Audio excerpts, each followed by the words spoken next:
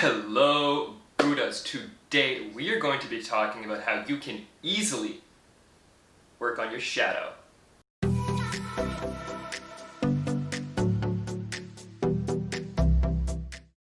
Now, a lot of people have talked about doing shadow work and it can sound kind of scary. Here's the Coles Notes version. Take a deep breath and exhale. Excellent. That's pretty much shadow work, but if you want to get into the actual mental aspect of that, stay tuned. The first step is to relax. This is not a scary experience. This is not about battling monsters and fighting off demons and stuff. Unless you want to make it that, then I guess you could do that, because all of that stuff is in your head. Or out of your head. Not 100% sure how that works yet, but one of the two. When you get into a calm and relaxed state, and you've taken some deep breaths, the next thing you can do to allow the process to happen, because this is not something you can force, this is something that has to kind of happen naturally, so that you allow it to flow through you, not get bogged down and stuck in you. And to elaborate on that, when you allow yourself to relax, and you then also allow yourself to say, hey, where in my life am I feeling somewhat stuck or confused, or like I don't really know what's holding me back here? It seems like it should be simple. You can ask a question that's like that, and it is personal for everyone.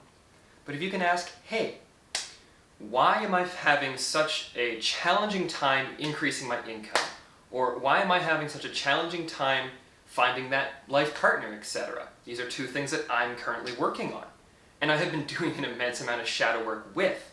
When I posit those questions in a relaxed state, either nothing will happen or something incredible will happen. And this is a very important phase to go through. If nothing happens, that's okay. That doesn't necessarily mean there's nothing blocking you, but it also doesn't necessarily mean that there is something blocking you. You may just have to come back to it another time. We're not always ready to do the shadow work, and we may not realize it consciously, but subconsciously we know. So if something does come up though, what I like to do is I like to, again, have made sure that I have the opportunity to really think this through and to allow it to flow through, instead of trying to rush shadow work in a 5-minute set because I have to go somewhere else. Nah, that's not gonna jive so well. But if you do allow it to come through, and you do allow yourself to be open to it, and something comes up, then the best thing to do is to allow it to play out.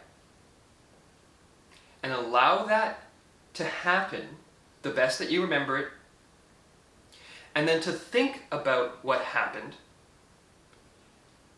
and to determine and to allow yourself to understand that that happened to a past version of you. That happened to a version of you that's not doing this shadow work. That happened to a version of you that's not watching these videos. That happened to a version of you that is X numbers of years younger, or X number of experiences more naive.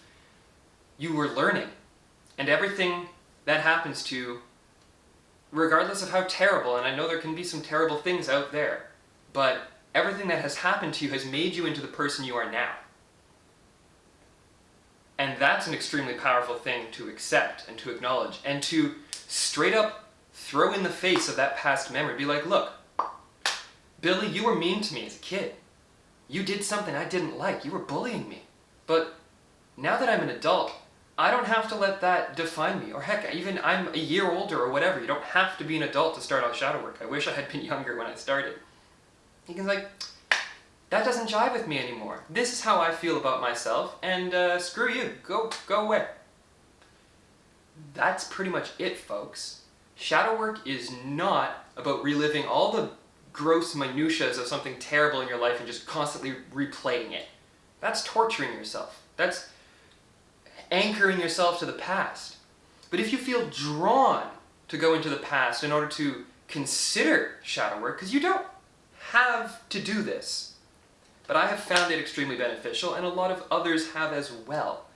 And by going back, seeing the memory for what it was, just people interacting, making mistakes on both sides, and then acknowledging that and saying, okay, that no longer needs to hold me back. I don't need to feel like I'm not worthy of selling a product anymore just because that one time someone said they didn't like what I had to sell.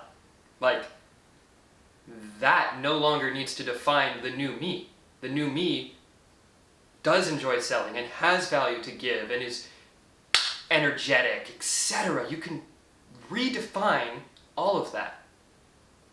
And one of the most powerful things that I've learned while doing this process is to allow the subconscious to actually do the work for you. You don't have to sit there and replay a bad memory and try and figure out, oh my god, what am I going to do? How do I fix this? This is wrong, I don't like it. What is so powerful to do is to allow that memory to come up again, but then to just sit for a moment and just allow your subconscious to rewrite it for you.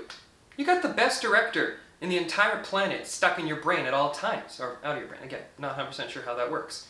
But we shut that down on the regular. What I'm saying is allow the scene to come up, but then allow the director to replay it, to recast, to reassociate the meaning and the moral. Change the theme music. Do whatever you need to do to futz with it, but futz away, people, because it's entirely in your control about how you choose to perceive it. So Buddhas, don't take this too seriously. If something is coming up that you are not feeling prepared for, stop. You don't have to do anything. But if there are memories that are coming up, and I find it especially powerful when you're feeling like there's a block in your life, like, I really want to do X, but there's something holding me back and I don't understand why. When you have that experience, that's when shadow work can be super powerful, because you have a reason. And when there's a reason behind what you're doing, then what you're doing is going to work out. And the stronger your reason is, mentally to you, not to anyone else, not to amounts of money or anything like that, but just the stronger your reason is at your core, that's where you're going to see your success, and that's where you're going to have an incredible time, and you're going to feel so light and so energetic and so grateful after going through it. Heck, you might cry, you might be angry, but it's worth it, people. I promise. So Buddhas, if you have any comments, questions, concerns, down below, let me know. I'm happy to answer all of those. And until the next time, Buddhas, remember, the absolutely most important thing is to love yourself.